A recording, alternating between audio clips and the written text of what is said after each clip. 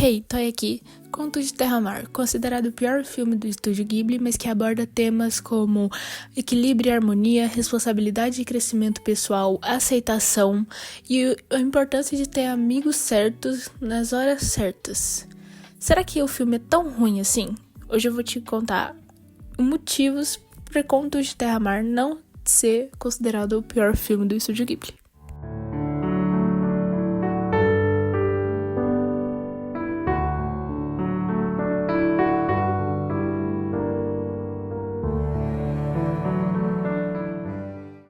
Bom, para começar, o nosso protagonista é Jed, um jovem e talentoso mago que durante seus estudos tenta usar a magia para controlar o equilíbrio natural do mundo.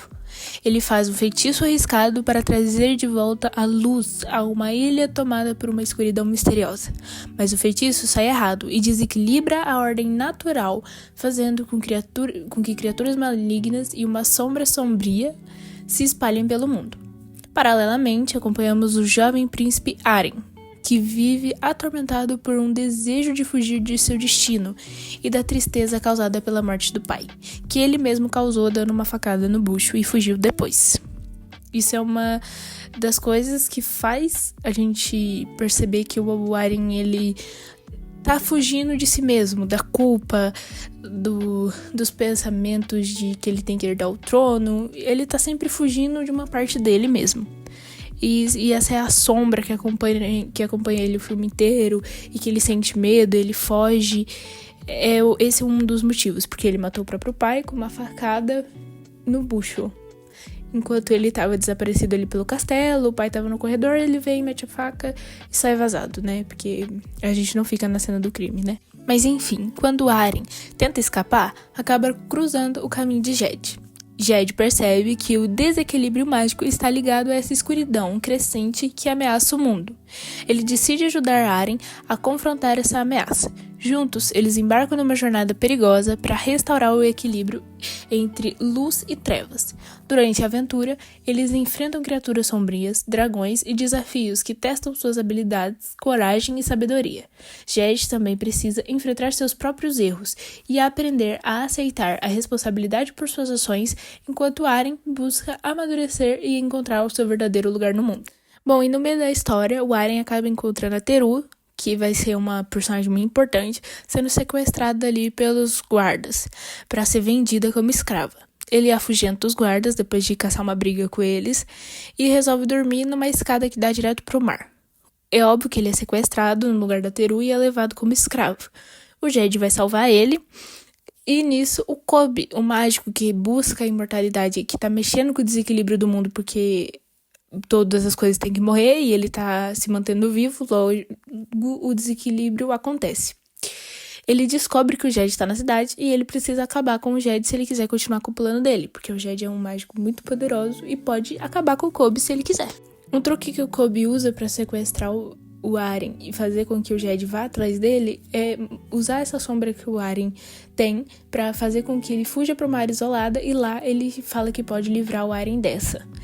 E nisso, ele acaba sequestrando o Aren, e nesse mundo, para você controlar alguma coisa, você precisa saber o nome verdadeiro dela.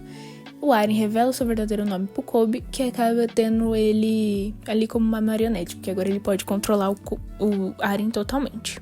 Então ele manda os guardas dele irem lá, e eles acabam sequestrando uma amiga do Jed também, a Tenar. E eles amarram a Teru e fazem ela avisar pro Jed onde os dois estão para que o Jed vá atrás deles. O Jed vai, é preso também, depois de ser obrigado a lutar contra o Aren. O Aren acaba voltando pro quarto muito culpado, se perguntando o que ele estava fazendo.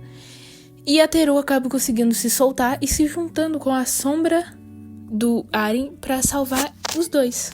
Porque ela descobre que a sombra do Aren não é nada do mal, ela só é uma parte do Aren que ele tem medo e que ele ignora. Então eles resolvem se juntar para fazer com que todos sejam libertados e acabar com o reinado do Kobe. E o final, eu concordo que o final é bem ruim, porque eles se juntam e eles descobrem que a Teru na verdade é um dragão, e aí eles acabam com o reinado do Kobe. E é isso, acaba assim. A Teru na verdade é um dragão, eles se juntam e todos saem felizes para sempre. É meio que o poder da amizade sempre vence. Isso me deixa muito triste, porque o filme tinha potencial pra fazer um final melhor, e nisso parece que eles só desleixaram ali. E isso eu concordo, o final é bem ruim mesmo. Bom, mas depois desse resumo do resumo, agora eu vou falar o porquê eu acho que Contos de Terra-Mar não é tão ruim assim. Tem muitos filmes do Estúdio Ghibli que tem potencial pra isso. E receber o título de pior filme do Estúdio Ghibli eu acho um pouco demais.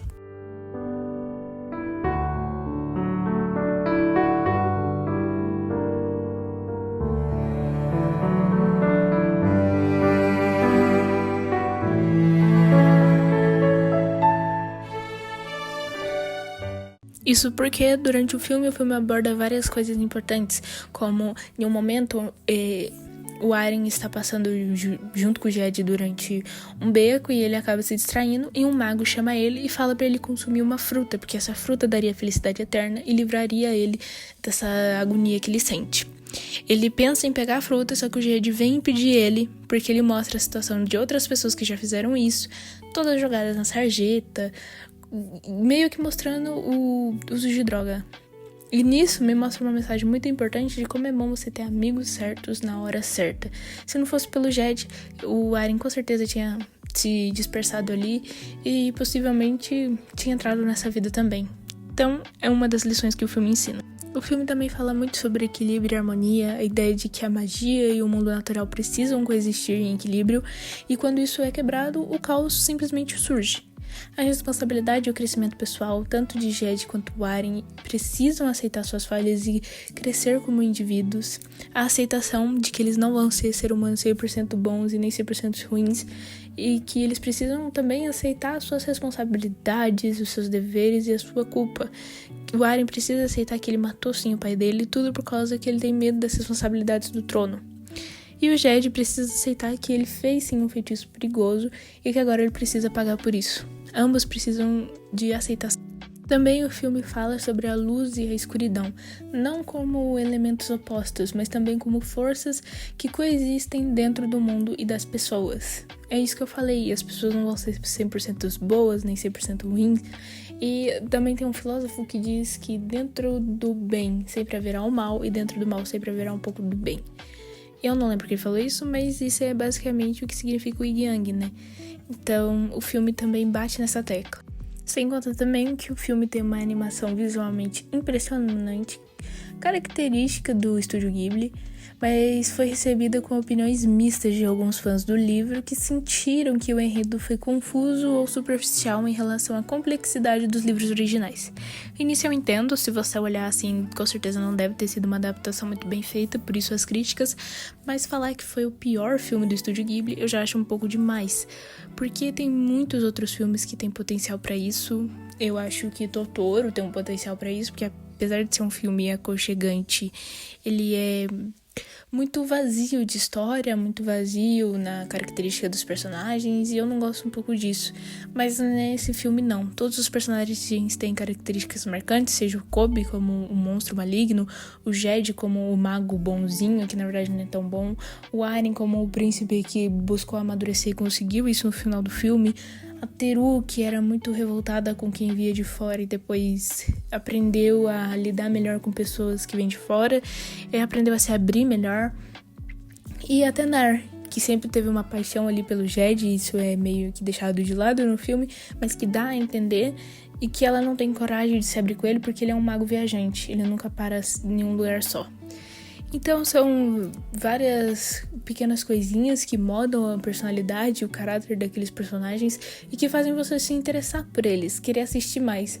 Enquanto eu acho que isso falta um pouco em Totoro, eu não me interesso por duas crianças brincando de faz de conta com o Rei da Floresta, eu realmente não ligo. E eu acho muito vazio o Totoro nesse sentido, enquanto aqui tem bastante disso. E é por isso que eu acho que não é um dos piores filmes, tá longe de ser, muito pelo contrário.